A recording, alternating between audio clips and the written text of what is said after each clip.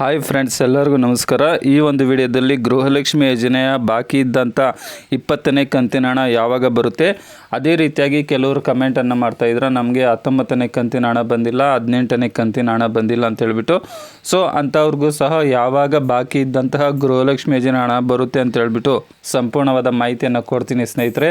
ಹಾಗಾಗಿ ವಿಡಿಯೋವನ್ನು ಪೂರ್ತಿಯಾಗಿ ನೋಡಿ. ಅದೇ ರೀತಿಯಾಗಿ ಯಾರೆಲ್ಲ ಇನ್ನೂ ನಮ್ಮ ಯೂಟ್ಯೂಬ್ ಚಾನಲ್ಗೆ ಸಬ್ಸ್ಕ್ರೈಬ್ ಮಾಡ್ಕೊಳ್ದೆ ನೋಡ್ತಾ ಇದ್ದೀರಾ ಅಂಥವರು ತಪ್ಪದೇ ಸಬ್ಸ್ಕ್ರೈಬ್ ಮಾಡ್ಕೊಳ್ಳಿ ಸ್ನೇಹಿತರೆ.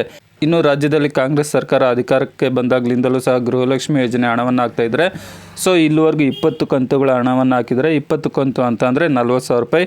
ಜೂನ್ 9ರಂದು ಗೃಹಲಕ್ಷ್ಮಿ ಯೋಜನೆ 20ನೇ ಕಂತಿನ ಹಣ ಬಿಡುಗಡೆಯಾಗಿದೆ. ಸೊ ಮೊದಲ ಹಂತದಲ್ಲಿ ಕೆಲವು ಜಿಲ್ಲೆಗಳಿಗೆ ಹಾಕಿದ್ದಾರೆ. ಬೆಂಗಳೂರು ಗ್ರಾಮಾಂತರ, ಬೆಂಗಳೂರು ನಗರ, ಕೋಲಾರ, ಚಿಕ್ಕಬಳ್ಳಾಪುರ, ಬಳ್ಳಾರಿ.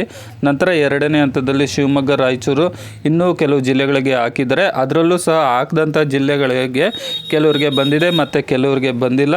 ನಂತರ ಮೂರನೇ ಹಂತದಲ್ಲಿ ಈ ವೀಕಿಂದ ಸ್ಟಾರ್ಟ್ ಆಗುತ್ತೆ ಸ್ನೇಹಿತರೆ. ಯಾರಿಗೆಲ್ಲ ಗೃಹಲಕ್ಷ್ಮಿ ಯೋಜನೆ 20ನೇ ಕಂತಿನ ಹಣ ಬಾಕಿ ಇದೆ ಅಂಥವ್ರಿಗೆ 1 ವೀಕ್ ಒಳಗಾಗಿ ಎಲ್ಲರಿಗೂ ಸಹ ಕ್ಲಿಯರ್ ಆಗುತ್ತೆ.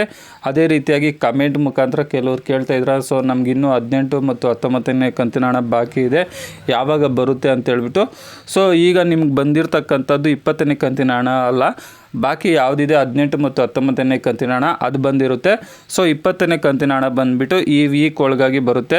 ಸೊ ಯಾರಿಗೆಲ್ಲ ಯಾವ ಕಂತಿನ ಹಣ ಬಾಕಿ ಇದೆ ಅಂತ ಕಮೆಂಟ್ ಮಾಡಿ ಸ್ನೇಹಿತರೆ. ಯಾಕಂದರೆ ನೀವು ಮಾಡುವಂಥ ಕಮೆಂಟು ಸರ್ಕಾರ ಗಮನಿಸಿ ನಿಮಗೆ ಹಣವನ್ನು ಹಾಕುವ ಅವಕಾಶಗಳು ಸಹ ಇರುತ್ತೆ. ಹಾಗಾಗಿ ಕಮೆಂಟ್ ಮಾಡೋದನ್ನು ಮರ್ತೋಗಬೇಡಿ. ಹಣ ಬರದೇ ಇರ್ತಕ್ಕಂಥವ್ರು ಏನು ಗಾಬರಿ ಮಾಡ್ಕೊಳ್ಳೋಕ್ಕೆ ಹೋಗಬೇಡಿ, 1 ವೀಕ್ ಒಳಗಡೆ ಬರುತ್ತೆ. ಇದ್ರ ಬಗ್ಗೆ ಏನೇ ಡೌಟ್ ಇದ್ದರೂ ಸಹ ಕಮೆಂಟ್ ಮಾಡಿ, ನೆಕ್ಸ್ಟ್ ವೀಡಿಯೋದಲ್ಲಿ ನಿಮಗೆ ಮಾಹಿತಿಯನ್ನು ಕೊಡ್ತೀನಿ. ಸೊ ಸಬ್ಸ್ಕ್ರೈಬ್ ಮಾಡ್ಕೊಳ್ಳದೇ ಇರ್ತಕ್ಕಂಥವ್ರು ಸಬ್ಸ್ಕ್ರೈಬ್ ಮಾಡ್ಕೊಳ್ಳಿ. ವಿಡಿಯೋ ನೋಡಿದ್ದಕ್ಕಾಗಿ ಧನ್ಯವಾದಗಳು. ಬಾಯ್, ಟೇಕ್ ಕೇರ್ ಫ್ರೆಂಡ್ಸ್.